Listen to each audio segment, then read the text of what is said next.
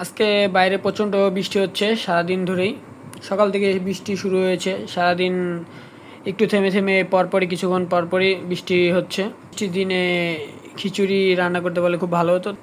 বৃষ্টি বলে আজকে একটু ভর্তা করা হয়েছে, আর এই ভর্তাটি হচ্ছে কালি জিরা ভর্তা। আমাদের তো প্রায় প্রত্যেক দিনই যখন চিচিঙ্গা ভাজি করা হয় তো খেতে খুব দারুণ লাগছিল, খুবই।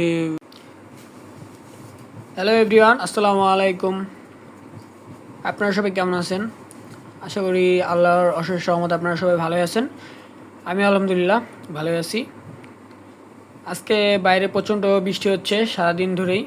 সকাল থেকে বৃষ্টি শুরু হয়েছে, সারাদিন একটু থেমে থেমে পরপরই কিছুক্ষণ পরপরই বৃষ্টি হচ্ছে। আর এই বৃষ্টির দিনে খিচুড়ি রান্না করতে পারলে খুব ভালো হতো। তো আজকে খিচুড়ি করিনি, তো আজকে কিছু বিশেষ বিশেষ মেনু রয়েছে। আর ফার্স্টে এই মেনুগুলো দেখাচ্ছি আপনাদের। এখানে দেখুন রয়েছে, বৃষ্টি বলে আজকে একটু ভর্তা করা হয়েছে, আর এই ভর্তাটি হচ্ছে কালি জিরা ভর্তা। আমাদের বাসায় প্রায় প্রত্যেকেরই কালি জিরা ভর্তা খুবই পছন্দ, আর এই জন্য আজকে এখানে কালি জিরা ভর্তা করা হয়েছে বৃষ্টি উপলক্ষে।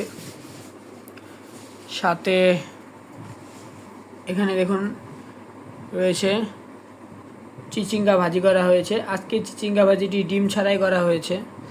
তো প্রায় প্রত্যেক দিনই যখন চিচিঙ্গা ভাজি করা হয় তো বাসায় আম্মু ডিম দিয়েই ভাজি করে। তো আজকে একটু ডিম ছাড়া ভাজি করে খেয়ে দেখলাম কেমন লাগে। ভালোই লাগছে, খারাপ হয়নি, খেতে ভালোই হয়েছে, মজা হয়েছে। আর দেখুন এখানে বিশেষ আইটেম হচ্ছে কই মাছ ভুনা। এই কই মাছ ভুনাটি খেতে খুব অসাধারণ হয়েছে। গ্রেভিটা একটু ঝালঝাল হয়েছে, আর ভাজা হয়েছে করকরা করে, খেতে খুব দারুণ লাগছিল। খুবই মজাদার একটি রেসিপি। এখানে দেখুন কই মাছ ভুনার কালারটা কতটা সুন্দর হয়েছে।